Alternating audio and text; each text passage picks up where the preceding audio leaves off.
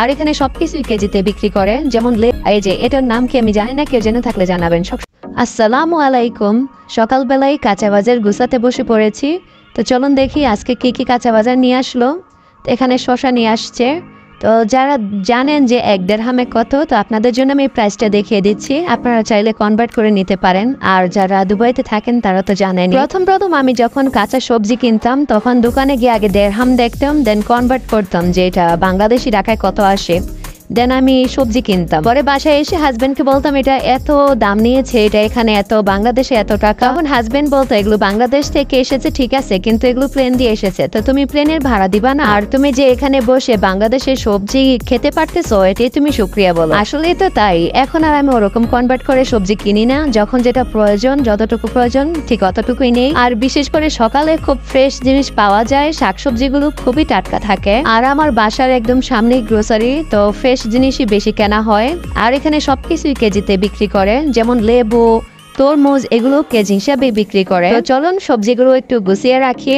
তো আমি সবসময় গুছিয়ে রাখি, তো মাঝে মধ্যে যখন একটু পলিথিনে রেখে দেই, ফ্রিজ খোলার পর আমার বড় ছেলেটা যদি পলিথিনে দেখে ও নামিয়ে একদম ঝুড়িতে রেখে দেয়। তো দেখে অভ্যস্ত, এখন অগোছালো দেখলে ও খুব বিরক্ত হয়, বলতেছে আম্মু তুমি এটা এখন এভাবে রাখোনি। তো আমি চেষ্টা করি সবসময় একটু ঝুড়িতে রেখে একটু গুছগাছ করে রাখার জন্য। আর এখনো যে আমি সবজি গোছাচ্ছি, আমার ছেলে কিন্তু আমার হাতে হাতে দিয়ে দিচ্ছে, দেন আমি এই সবজিগুলো ঝুড়িতে রাখছি। তো দেখেন টমেটোগুলো একদম ফ্রেশ, বিশেষ করে এটার স্কিনটা অনেক পাতলা, তো স্কিন পাতলা এই টমেটোগুলো সহজেই কিন্তু গলে যায়। আর এই আমটা নিয়েছি আমি টক রান্না করার জন্য। আর আমটা এতটাই ফ্রেশ, আর সকালবেলা ছিল তো এখনো আম থেকে কষ বেরোচ্ছে, মনে হচ্ছে যে আমটা আশেপাশে কোথাও থেকে পেরে নিয়ে আসছে। তো আমটা একদম ফ্রেশ, তো এটা দিয়ে আমি আজকে টক রান্না করবো। আর এখনকার আমগুলো তো সিজনাল আম, এগুলো একটু টক হয় বেশি। তো কিছুদিন আগেও আম পাওয়া যেত, ওগুলো একটু মিষ্টি ছিল। সরি, মিষ্টি বলতে শুধু মিষ্টি না, টক মিষ্টি ছিল। এখনকার থেকে একটু টকটা কম ছিল, তো তখন কিন্তু আমি তেঁতুল দিয়ে টক রান্না করতাম। আর এখানে একটা বাদাম নিয়েছি, আর বাঁধাকপিটা কেমন নিয়েছে দেখেছেন। তো এখন যদি বলি যে বাঁধাকপিটা ভালো হয়নি, তখন বলবে যে আমি এনেছি তো এই জন্য তোমার পছন্দ হচ্ছে না। তুমি যদি আনতে এরকম, তাহলে তুমি বলো যে হ্যাঁ ঠিক আছে। আর এখানে তরমুজ নিয়েছি, আর এখানে একদম ফ্রেশ মুরগির গিলা কলিজা। এটা হচ্ছে গিলা, নিচে কলিজা আছে, আর তার নিচেরটার নাম আমি জানি না, আপনারা যদি কেউ জেনে থাকেন আমাকে জানাবেন। তো এই যে এটা হচ্ছে কলিজা, কলিজার সাথেও কিন্তু ওই যে নিচে যে জিনিসটা আছে ওটা মিক্স আছে। এই যে এটার নাম কি আমি জানি না, কেউ জেনে থাকলে জানাবেন। সবসময় গিলা কলিজা বলে থাকি। তো গিলা চিনি, কলিজা চিনি, এটার নাম জানি না, কে জানলে ইনশাল্লাহ জানাবেন। আমার কিন্তু মুরগির গোস্ত থেকে গিলা কলিজা অনেক পছন্দ, আর সাথে যদি থাকে ফ্রেশ চামড়া, একটু ঝাল ঝাল করে রান্না করলে খুবই ভালো লাগে।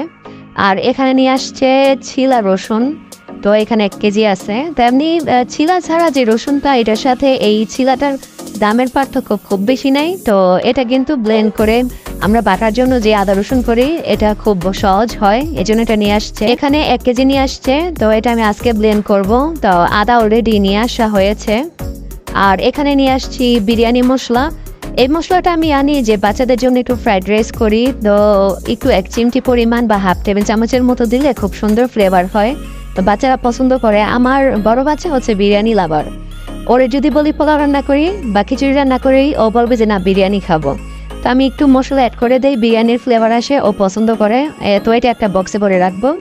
আর এখানে চানাচুর নিয়ে আসছে, তো ভাবতেছি আজকে বা কালকে চানাচুর মাখা খাবো। বাংলাদেশ এই পোড়াগুলো দেখলেও শান্তি লাগে, তো এরকম এই চানাচুর অ্যাভেলেবেল ইন্ডিয়ান এখানে আসছে, কিন্তু বাংলাদেশিটা দেখলে যে একটা ভালো লাগা কাজ করে, অন্যান্য কোনো কিছুতেই লাগে না।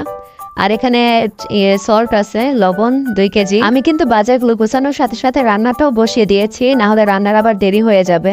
যেহেতু বাচ্চাদের 1:30 কি 2টার মধ্যে ঘুম পাড়িয়ে দেই, তো এর মধ্যে চেষ্টা করি রান্না শেষ করে ওদেরকে খাইয়ে নিতে। তো দেখেন এখানে কচুর ভর্তা খেতে ইচ্ছা করতেছিল অনেক দিন ধরে। তো চিংড়ি মাছ আছে, তো ভর্তাটা স্কিপ করলাম যে অন্য কোনো দিন করবো।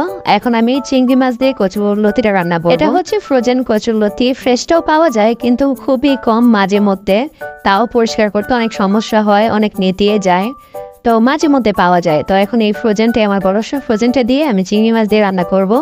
তো এখন এটা আমি ভাপিয়ে নেব। তো আপনাদের যাদের গলা ধরার প্রবলেম থাকে, আপনারা সবসময় কচুর লতিটাকে জাস্ট একটা বলকা নিয়ে ভাপিয়ে নেবেন, তাহলে কিন্তু গলা ধরার সমস্যা থাকবে না। তাও কিন্তু আপনারা রসুনের পরিমাণটা একটু বেশি দিবেন কচুরলতি রান্না করতে বা কচু রান্না করতে। তো এখানে আমি চিংড়ি নিয়েছি আর মাছ রান্না করতে নিয়েছিলাম, মাছ থেকে এখানে আমি আবার 1 পিস মাছ দিয়েছি, কারণ চিংড়িটা আমার মনে হয়েছে যে কম ভিজানো হয়েছে, তো এই জন্য আমি মাছটাও এখানে একসাথে দিয়ে দিব। তো এটা দিয়ে আমি আজকে কচুরলতিটা রান্না করব ঝাল ঝাল করে। কচুরলতি যেভাবে রান্না করুক ভালো লাগে, সেটা শুটকি হোক বা এমনি হোক, চিংড়ি দিয়ে হোক, ভর্তা হোক, যে কোনো আইটেম খুব ভালো লাগে। আর এখানে গাঢ় করে ডাল বোনা করেছি, এটা বাচ্চারা খাবে, আর যতটুকু থাকবে আমরা রাতে পরোটা দিয়ে খেয়ে নিব।